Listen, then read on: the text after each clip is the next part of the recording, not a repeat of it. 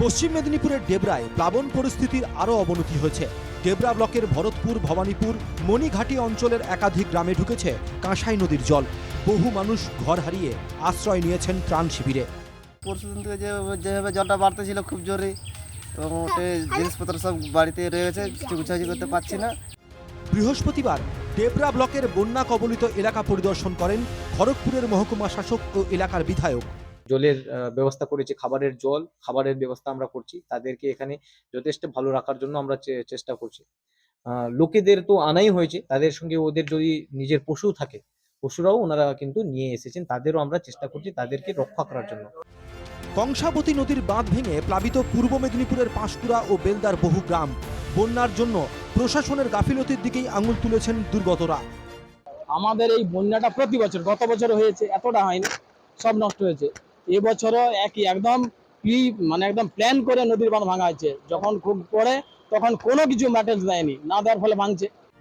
প্লাবন পরিস্থিতি দেখতে পাঁশকুড়ায় আসেন বিজেপি রাজ্য সভাপতি সুকান্ত মজুমদার। স্থানীয় বিজেপি নেতৃত্ব দুর্গতদের জন্য খাবার, পানীয় জলেরও ব্যবস্থা করেন। এই যে ভাত, তরকারি, তিরপল, জলের বোতল। হ্যাঁ, ওই যে এসছিল যে সুকান্ত। হ্যাঁ, সবাইকেই দিচ্ছে। হ্যাঁ, দিচ্ছে তো দেখতেছি। আমি মাননীয় মুখ্যমন্ত্রীকে বলবো যে আপনি এই যে বন্যা হলে আসছেন, তার থেকে বেটার হয় যদি বন্যাটাকে আটকানো যায়। বন্যা হলে আপনি আসবেন, আমি আসবো, এতে মানুষের লাভ কিছু হবে না। আমাদের দু চারটে ছবি উঠবে, মুখ্যমন্ত্রীর ছবি উঠবে, মানুষের লাভ হবে না। বীরভূমের লাভপুরে কুঁয়ে নদীর বাঁধ ভেঙে প্লাবিত হয়েছে বহু গ্রাম। দুর্গত মানুষের অভিযোগ, প্রশাসনের তরফে কোনো সাহায্যই মিলছে না। আমার আজ এই নদীর জলে হাঁটছি, আমাদের শুকনো খাবারটা এসে এই যে আমাদের ঘর দুই সব ভেঙে গেছি। আমাদের একটু কিছু তো ব্যবস্থা আমাদের করতে হবে, বলেন। বৃহস্পতিবার লাভপুরে প্লাবিত এলাকা পরিদর্শন করেন রাজ্যের সেচ মন্ত্রী মানস ভূঁইয়া। ত্রাণ ও পুনর্বাসন নিয়ে জেলা প্রশাসনের সঙ্গে বৈঠক করেন মন্ত্রী। বাংলার প্লাবন পরিস্থিতির জন্য ডিবিসির ঘাড়েই দায় চাপিয়েছেন মন্ত্রী। মুখ্যমন্ত্রী মমতা বন্দ্যোপাধ্যায় নিজে 3 বার ঝাড়খণ্ডের মুখ্যমন্ত্রীর সঙ্গে কথা বলেছেন, ডিবিসি অথরিটিকে অনুরোধ করেছেন, দিল্লিতে 10-12টা চিঠি দিয়েছেন, আমাদের দিয়ে বলিয়েছেন, আমাদের ইঞ্জিনিয়াররা কন্টিনিউয়াস টাচে থেকেছেন।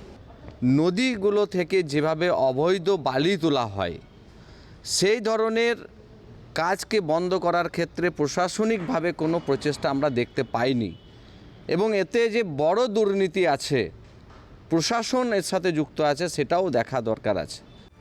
প্রতি বছর জলের তোরে ভাঙছে দামোদরের বাঁধ। বাঁধ ভাঙায় চরম আতঙ্কে দিন কাটাচ্ছেন বাঁকুড়ার ইন্দাসের মানুষ। আমরা প্রচুর আতঙ্কে আছি।